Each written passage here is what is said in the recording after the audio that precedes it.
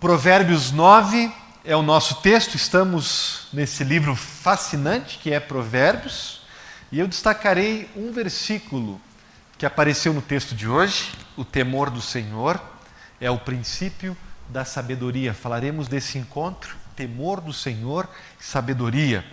Nós já falamos no ano passado especificamente de sabedoria, que é menos polêmico. Dessa vez nós mexeremos mais com a ideia do temor do Senhor, que é um assunto que já apareceu aqui na igreja, nos nossos estudos bíblicos. Vimos que ele causa um certo incômodo. Só que aqui no culto, no momento de exposição da palavra, ainda não trabalhamos, pelo menos não no tempo que eu estou aqui. Hoje é o dia. O tema apareceu na leitura do Antigo Testamento. Por que falar, gente, em temor do Senhor? Além de ser o texto bíblico selecionado pela agenda litúrgica da Igreja Cristã no dia de hoje, eu ainda acho que vale a pena argumentar pela legitimidade, pela importância desse assunto. Eu consigo pensar em pelo menos, sem esgotar, 3 razões.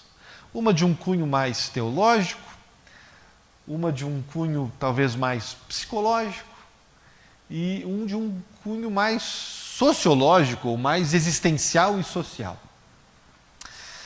As 3 razões, elas se relacionam.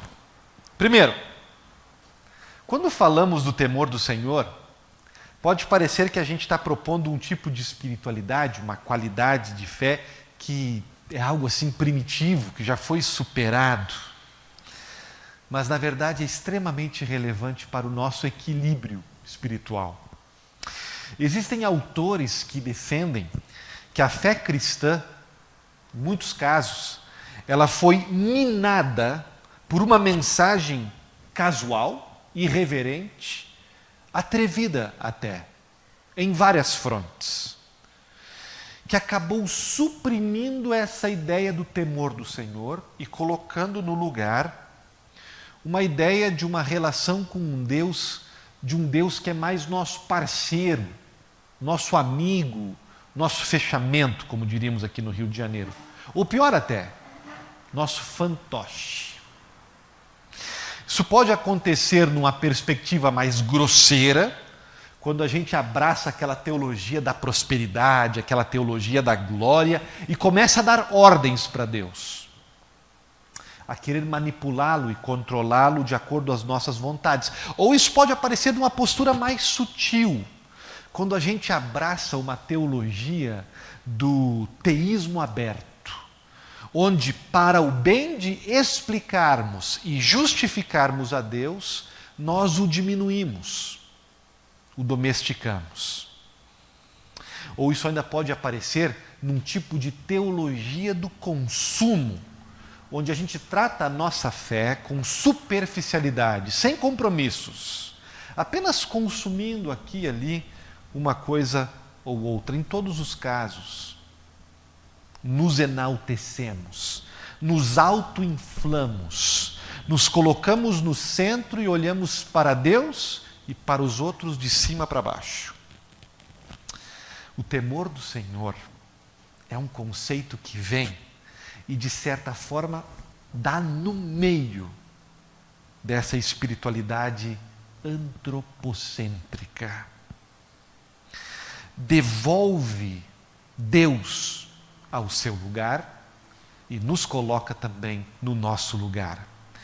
E ao fazer isso, nos torna pessoas menos prepotentes, menos autossuficientes, menos pretensiosas, menos rasas, capazes de enxergar melhor a grandeza de Deus, capazes de levá-lo mais a sério, como ele realmente é, e capazes também de enxergar a nossa necessidade e a nossa dependência dele, e assim capazes de olhar também para o próximo com mais sensibilidade, com mais respeito, porque também se trata de alguém fraco e pecador como nós. Temor do Senhor. A outra razão pela qual eu convido vocês a valorizar esse ensinamento talvez seja aquilo que alguns psicólogos têm nos dito muito sabiamente por anos. Se a gente realmente quer compreender, se realmente a gente compreende os nossos temores, então entenderemos o que o nosso coração busca na vida, o que ele precisa para ter segurança, significado, identidade. Siga teus medos, dê atenção aos teus pesadelos. Por exemplo, se o que mais tememos na vida é a opinião das outras pessoas, se somos obcecados em agradar as pessoas, nosso maior temor é provavelmente a rejeição. Mas se a coisa mais importante para a gente for poder, ter poder, estar no controle, então o nosso maior medo não é a rejeição, mas a humilhação. E por aí vai. Ao entender nossos maiores temores, veremos quais são os nossos maiores amores. Aquela coisa que nós mais temos medo de perder. Quanto mais medo sentimos por um empreendimento específico, mais certo podemos estar que aquele empreendimento é importante para nós, para o crescimento da nossa alma. Steven Pressfield, em A Guerra da Arte. Ou então, Mary Forleo, siga teus medos. Ele é o GPS onde a tua alma quer ir. O que isso tem a ver com Deus, pastor? Tudo. Em Gênesis, Deus é descrito por Jacó como o temor de Isaac. Deus era aquilo que o pai de Jacó, que Isaac mais tinha medo de perder. Ele era o seu grande amor. É possível que a gente tenha Deus na nossa vida, mas não tenha Deus como o grande amor da nossa vida. Como aquele a quem mais temos medo de perder. Como alguém que está em segundo plano ou em algum outro lugar de importância. Família vem primeiro, carreira vem primeiro, reputação vem primeiro. Temos outros amores mais fortes. Deus é mais um commodity. Jacó disse: eu vi meu pai e eu vi como é que ele tratava com Deus. Deus era o seu temor. Deus, o que ele mais tinha medo de perder era a presença e a graça de Deus. Quando falamos de temor de Deus, desse ponto de vista psicológico, estamos querendo corrigir isso. Estamos querendo dar a Deus o lugar que lhe é devido em nosso coração. Não um ser abstrato, mas aquele que é o nosso maior desejo, o nosso maior medo de perder, aquele cuja ausência nos daria os piores pesadelos. E aquele cuja presença nos daria os melhores sonhos, a perfeita satisfação.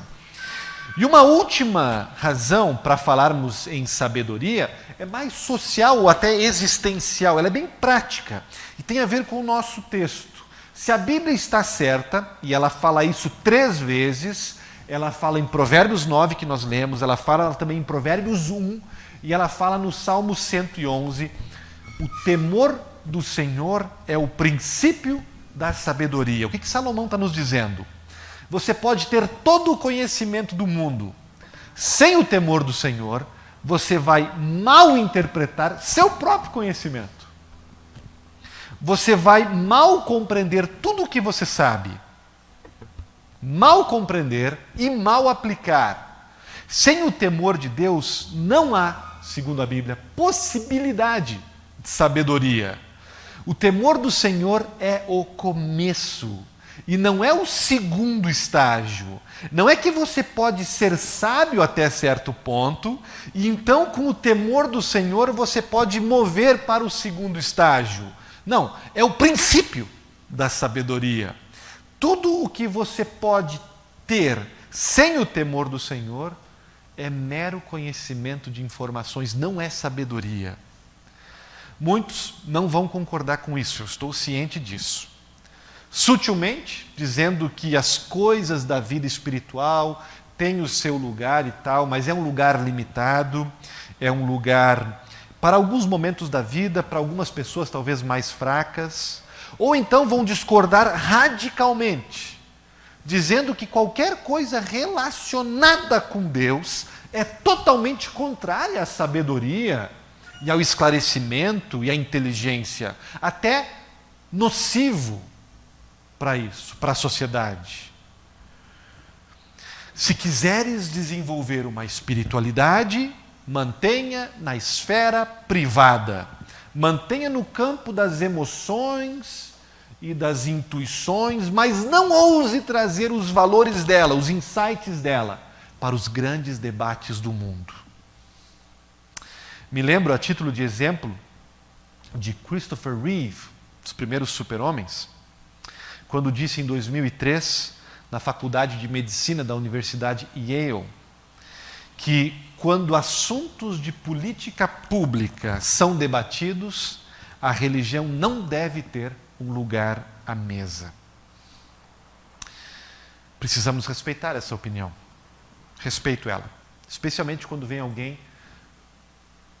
de alguém como Christopher Reeve, que quem sabe tem razões fortes para questionar a existência de Deus ou a importância de Deus. Precisamos respeitar, mas podemos dialogar. Podemos argumentar, podemos ver um outro lado com vários argumentos. Onde a religião, e muito especialmente a fé cristã, tem sido, gente, muito importante nas contribuições das grandes questões do mundo e da humanidade. Porque já fez no passado e continua fazendo. É só olhar para a história, é só olhar para os ganhadores do Prêmio Nobel, que na raiz do desenvolvimento humano e no desenvolvimento de algumas civilizações das quais mais nós respeitamos hoje em dia, está a fé. A fé em Deus, a fé em Jesus. Por que falar do temor do Senhor? Porque ousamos argumentar que Provérbios está certo. Nossa relação com Deus não é somente para dentro do culto, ou para a esfera privada, ou para a esfera das crenças. O temor do Senhor, a nossa relação com Deus, não é contrário à razão, mas constitui, conforme diz Gerhard von Rad, a possibilidade da razão, sua conexão com a realidade. Temor do Senhor. Princípio do saber. Mas o que é, pastor, o temor do Senhor? Explica um pouco mais sobre ele. É uma pergunta difícil, gente. Vamos lá. O conceito do temor do Senhor, ele é rico, mas ele é um tanto complexo, e eu preciso abordar com cautela, pedindo que o Espírito Santo me ajude e corrija qualquer eventual lapso da minha parte. Começarei lembrando da importância desse tema na palavra de Deus. Até para que vocês possam lembrar a incidência disso no texto bíblico. Há mais de 100 passagens na Escritura que fala do temor do Senhor. Não dá para negligenciar. Por exemplo, Jó 1. Deus está falando com Satanás e ele diz: vistes o meu servo Jó? Lembram disso? Não há ninguém no mundo igual a ele. Um homem que teme a Deus e se desvia do mal. Não há ninguém como ele na história, diz Deus. Ele é o maior de todos até agora. O melhor ser humano que eu tenho. Por quê? Porque ele teme a Deus e se desvia do mal. E aí nós temos uma primeira característica do temor do Senhor. Anda lado a lado com se apartar do que é errado. Outro exemplo, no final do livro de Eclesiastes, que é um livro fascinante pela complexidade na abordagem de várias questões humanas. No final do livro, o autor diz assim: gente, no final das contas é o seguinte, tema a Deus e obedeça seus mandamentos. Essa é a tarefa da humanidade. Agora notem, não é apenas obedeça os mandamentos. Não se trata de obedecer sem um porquê. Não se trata de obedecer por obedecer. Tema a Deus e obedeça seus mandamentos. É Deus dizendo, primeiro, quero teu coração. Primeiro, eu quero uma relação interior contigo. Eu não quero tua obediência seca, só por obrigação. E tem vários lugares que a Bíblia fala disso. Deus rejeitando uma obediência seletiva, uma obediência superficial, obedecer a Deus num ritual ou outro, sem temor a Deus, obediência não vale nada. Tema ao Senhor e obedeça seus mandamentos. Interior, exterior. De dentro para fora. Não é... Primeiro Deus quer a conversão, quer morar em nosso coração. Não é conduta certa, ritual certo que Deus está atrás, pelo menos não num primeiro momento. Primeiro lugar é o nosso coração, é o relacionamento que interessa, que importa. A conduta, a obediência vai fluir desse temor ao Senhor, que é essa atitude e essa relação que nós temos aqui dentro com o nosso Pai. Pouco mais do temor do Senhor na Bíblia. Veja como Deus fala que o temor do Senhor deve ser um motor que nos move tanto nas grandes situações da vida como nas pequenas e humildes. 2 Samuel 23, últimas palavras de Davi, antes de morrer. E ele diz: aquele que governa o povo com justiça, que domina no temor de Deus, é como a luz do sol de manhã, que depois da chuva faz brotar verde, erva na terra. Notem que Davi está falando de um governante, de um rei, de um presidente, de um primeiro-ministro. Um governante, segundo Davi, deveria governar com temor ao Senhor. Um líder, e muitos de nós somos líderes onde Deus nos colocou, um líder deveria liderar com temor no Senhor. Se você fizer isso, diz Davi, você vai ser tão especial, você vai ser tão extraordinário, que vai encher o mundo de bênçãos.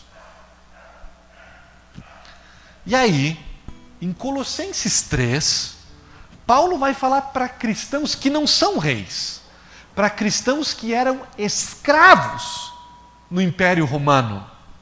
E ninguém tinha tarefas, responsabilidades mais desvalorizadas pela sociedade como os servos, os escravos da época. Aos olhos das pessoas, eles eram insignificantes. E ainda assim, Paulo diz para eles: servos, obedeçam os seus senhores em tudo, não servindo apenas quando estão olhando, somente para agradar as pessoas, mas com sinceridade de coração, temendo ao Senhor. Paulo está dizendo, mesmo se você for um escravo nesta sociedade injusta, você ainda assim, aos olhos de Deus, pode ter uma vida valiosa, se você deixar o temor do Senhor nortear o teu dia a dia, tudo o que você faz. Temos Davi dizendo que devemos governar com o temor do Senhor, e temos Paulo falando para a gente que é serva e escrava, dizendo para viver no temor do Senhor. O temor do Senhor é a dinâmica de trás de tudo que a gente faz, quer liderando, quer como liderados. Em 2 Coríntios 7, Paulo diz: meus amados, purifiquemo-nos de toda impureza, aperfeiçoando-nos na santidade e no temor do Senhor. Paulo está dizendo, se você quer aperfeiçoar sua vida, sua santidade, o caminho é o temor do Senhor. Se você quer chegar longe na vida, se você quer atingir o pico do desenvolvimento humano, é através do temor do Senhor. E eu poderia ficar aqui por horas, gente, porque é um tema que perpassa toda a Bíblia como um fio. Mas, pastor, se a Bíblia é tão clara, por que você falou para a gente que é meio polêmico essa história de temor do Senhor? Talvez, gente, a dificuldade tenha que ver com essa expressão, como é que ela ocorre hoje em dia, porque nós hoje estamos acostumados a pensar na palavra temor de um jeito reducionista ou de um jeito que não faz justiça a todos os matizes que existem quando a Bíblia fala de temor. No Antigo Testamento é um pouco mais fácil de perceber essas nuances, porque há palavras diferentes para falar de temor. No Novo Testamento a gente precisa identificar mais pelo contexto, porque em grego é só uma palavra. A palavra phobeo, de onde tiramos a palavra fobia. Como explicar para alguém sobre termos fobia de Deus? Na nossa cultura, no nosso contexto, é complicado falar disso. Até porque existe uma teofobia que precisa ser tratada, que precisa ser trabalhada, porque é prejudicial para a fé. Mas também existe uma teofobia, um temor de Deus, que é positivo. Como diferenciar? Caminho, de novo, ter em mente que a Bíblia fala de temor a Deus ou de temor de formas diferentes. Um tipo de temor, gente, é explicitamente negativo. Somos chamados a não ter esse temor. O texto clássico é 1 João capítulo 4, que diz: no amor não existe medo, pelo contrário, o perfeito amor lança fora o medo, porque o medo envolve castigo, e quem teme não é aperfeiçoado no amor. Ou seja, é um tipo de amor que não nos serve. É um temor de sermos atingidos, que nos torna mais centrados em nós mesmos, mais preocupados com as nossas próprias necessidades, ao ponto de ficarmos paralisados. Aí, com medo de errar, com medo de ser castigados, nos omitimos. Por isso, João diz que esse temor é contrário ao amor. Interessante esse texto, onde o oposto do amor não é ódio. O oposto do amor é temor. C.S. Lewis argumenta nesse sentido, provavelmente alicerçado em João, dizendo que não podemos amar com o temor de sermos machucados. Com medo de sofrermos, vamos fazer que nem uma tartaruga e vamos nos esconder dentro do nosso casco. Esse temor aí, que não se arrisca, que é oposto ao amor, não deve ser cultivado pela fé. E não precisa, gente, porque não é disso que fala o temor do Senhor. O temor que o Senhor nos chama a ter de si não exclui o amor. Como é que você sabe disso, pastor? Veja Deuteronômios 10, por exemplo. Moisés escreve: e agora, Israel, o que é que o Senhor pede de vocês? Que temam a Deus e o amem de todo o coração. Notem, Moisés não diz que temam a Deus ou amem a Deus. Não diz uma coisa ou outra, porque eles não são incompatíveis. Moisés combina os dois. Moisés diz: quanto mais você teme a Deus, mais você o ama. Quanto mais você o ama, mais você o teme. Eles estão envolvidos um com o outro num mistério.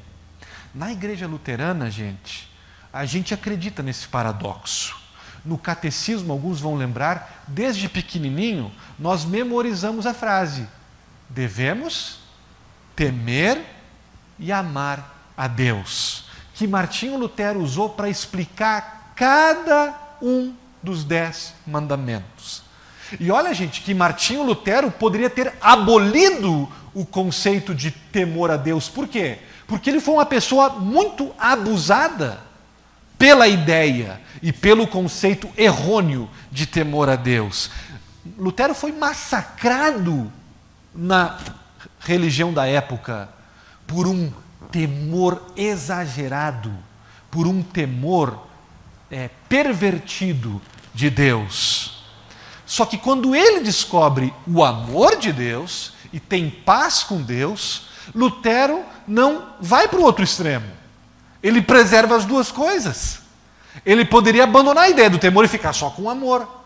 Mas Lutero, pensando com os olhos da Bíblia, diz: isso aqui não é incongruente, isso aqui não é uma coisa ou outra, é um paradoxo que pode ser mantido e cultivado para o bem do equilíbrio da fé cristã. Devemos temer e amar a Deus. Como é que isso é possível? Me perguntam vocês. A nossa interpretação luterana tem a ver com a dinâmica de lei e evangelho, que ela é chave para nós lermos a palavra de Deus. Como é que essa dinâmica explica o temor a Deus? Lei e evangelho.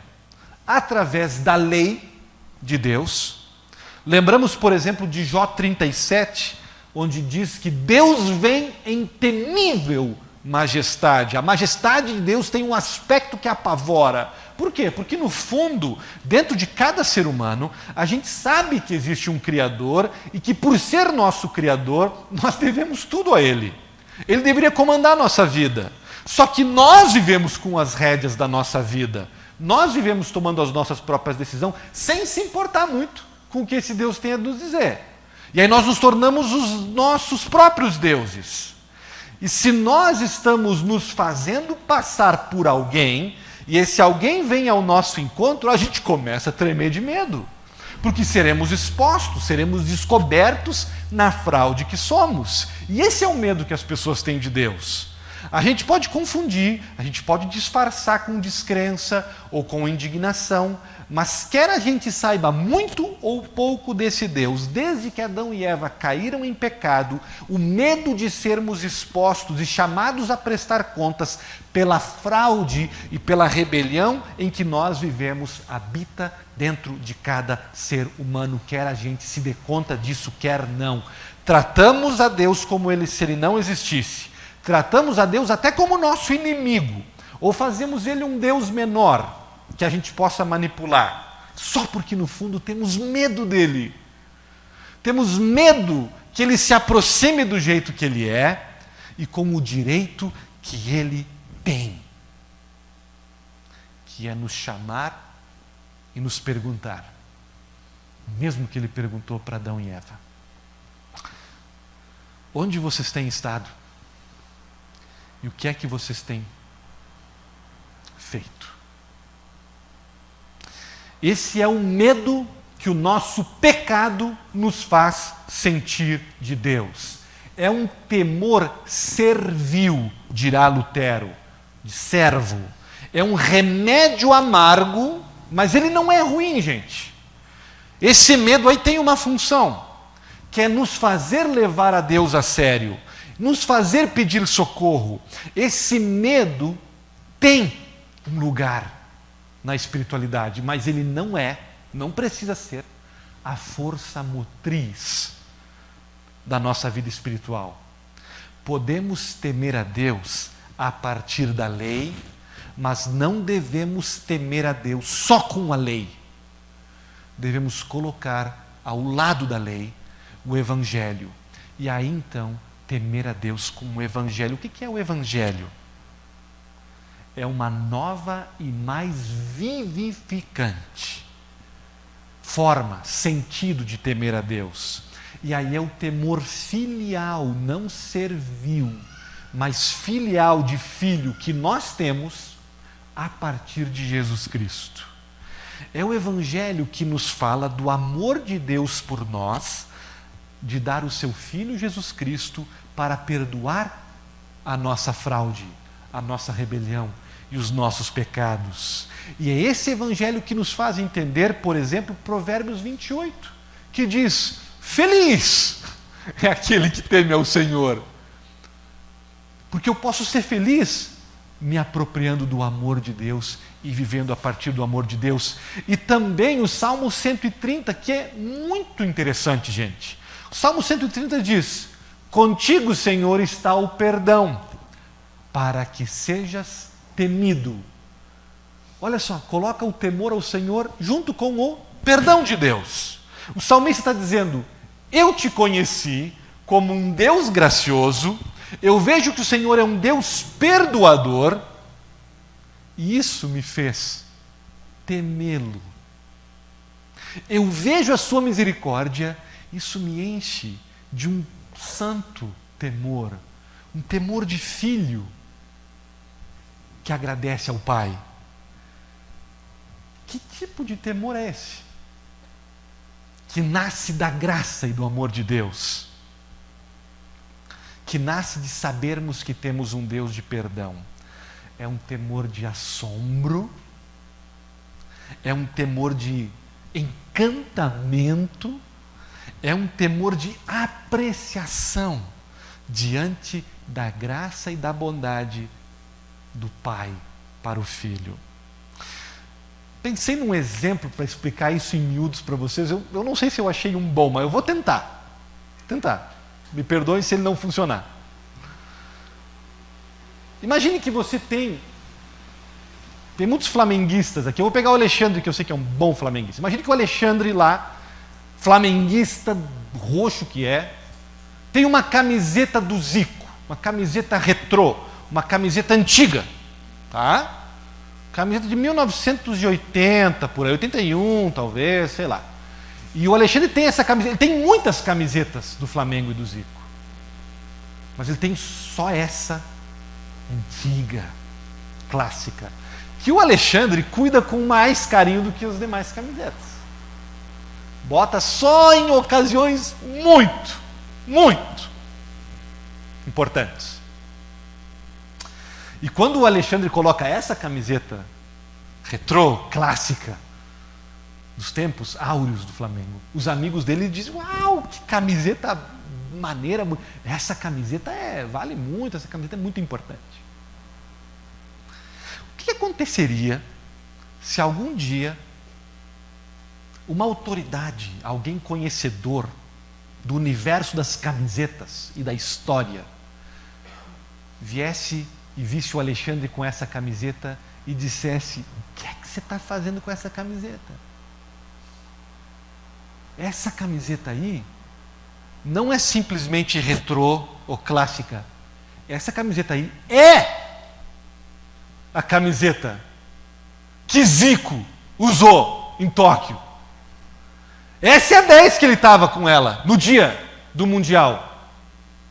Eu conheço ela, está aqui, as rugas, a estampa, a sujeira, as marcas, está aqui o autógrafo dele. Essa aqui, que você ganhou de algum lugar, que algum amigo te deu, essa camiseta aqui, você não compra em loja. Essa aqui, esse é um manto sagrado da nação. Esse aqui é o uniforme mais importante da história centenária do time do Flamengo. Me dói falar essas coisas porque eu nem sou do Flamengo.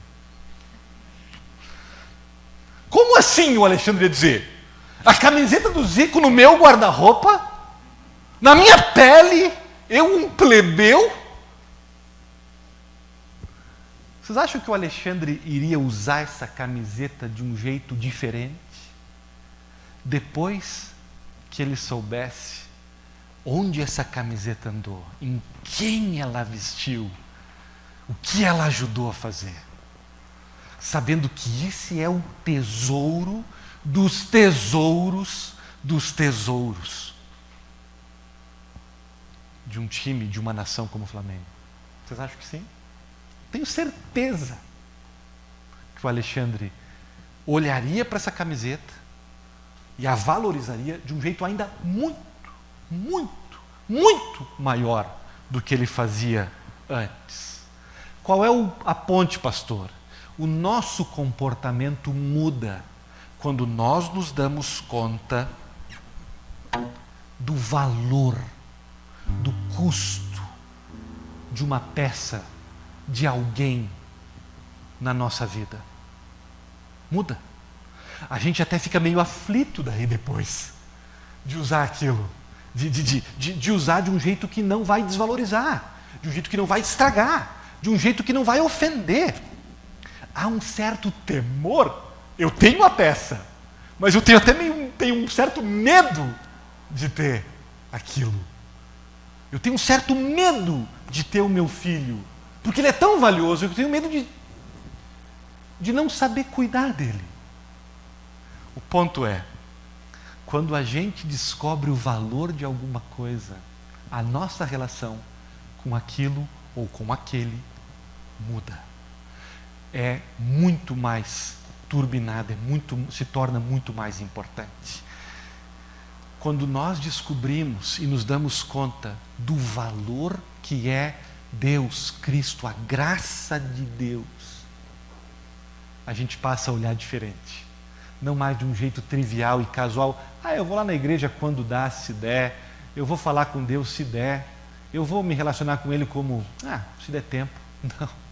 Quando eu me dou conta quem é Ele, o que Ele fez, por onde Ele andou, o que Ele já construiu na história, e eu me dou conta da minha pele, do meu guarda-roupa de plebeu, tem a chance de ter esse Deus vestido em mim, como a roupa, como um manto de justiça ao meu redor, eu passo a olhar para Ele de um jeito muito mais importante, de um jeito muito mais humilde, com uma referência, uma reverência, com um encantamento, com um deslumbramento, com um assombro. Gente, o Deus do universo, o Deus que sangrou na cruz, não tem vergonha de caminhar comigo e morar comigo e me vestir e morar dentro da minha casa. A gente fica assombrado. Isso nos sensibiliza. Esse é o temor do Senhor, a partir do Evangelho. Como é que a gente vive e cresce nesse temor, pastor? Meu último ponto. Muito poderia ser dito sobre isso, mas eu vou ficar só com uma recomendação que o texto nos permite dar. O texto vai falar que o temor do Senhor é o princípio da sabedoria, e o versículo conclui: conhecer o santo é ter entendimento. Na poesia hebraica, quando temos uma sentença com duas frases, a segunda é uma forma de comentar ou ampliar a primeira.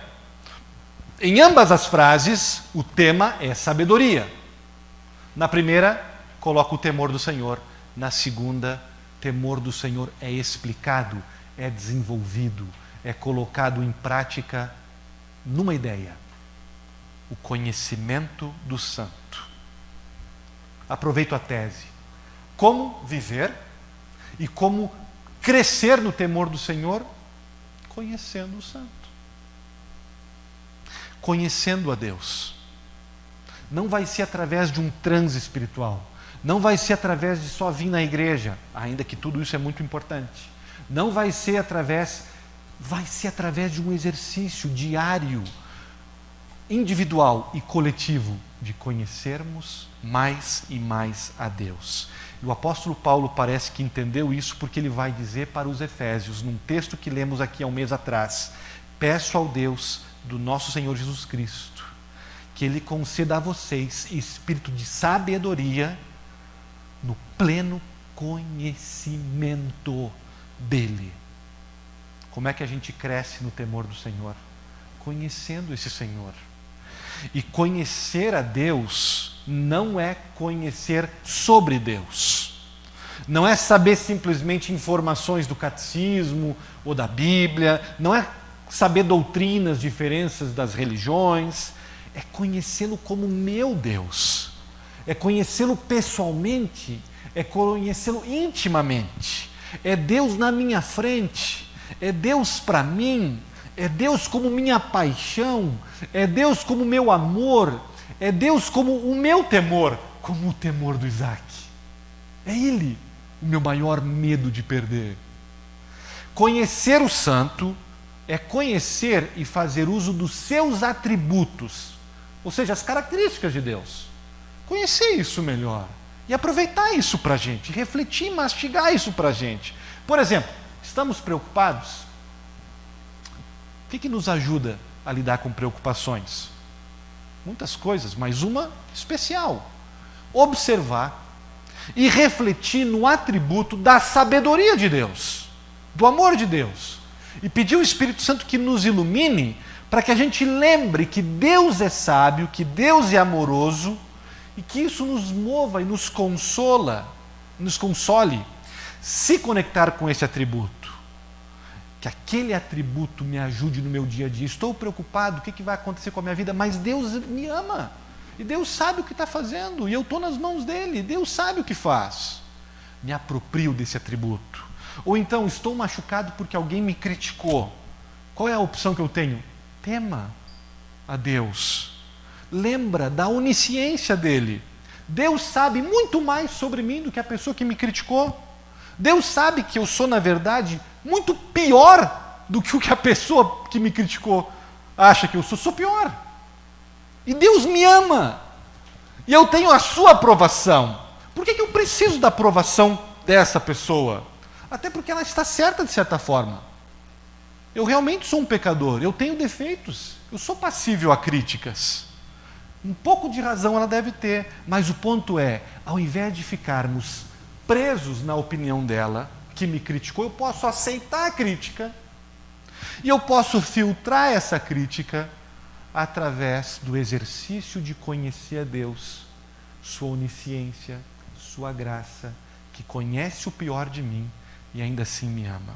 Conhecer a Deus, em último, é conhecer, gente, seu Filho.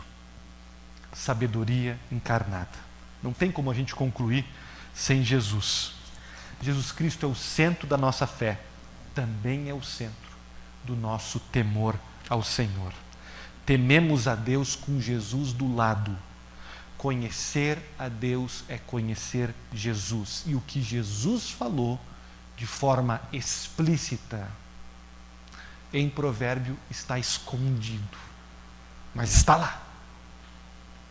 Se vocês prestar atenção, está lá. Nesse capítulo e ao longo do livro de Provérbios. O quê? Jesus. Onde é que está Jesus em Provérbios? Notem que sabedoria está com S maiúsculo. Sabedoria é uma pessoa. Sabedoria em Provérbios é muito mais um quem do que um quê. E aí nós entendemos 1 Coríntios 1, onde diz: Cristo é a sabedoria de Deus.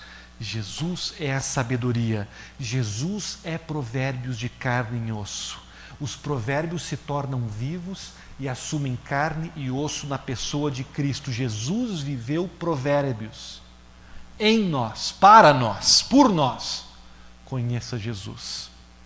Aceite o seu convite, o convite que ele fez nesse capítulo. A sabedoria, Jesus, construiu uma casa. E ele sacrificou a si mesmo. E ele te convida para a mesa com ele. Seu pão, seu vinho. E ele te envia para chamar outros pecadores, para que venham e façam parte dessa comunhão. Para encontrar perdão, para se afastar do mal. Temor do Senhor, princípio da sabedoria. Amém.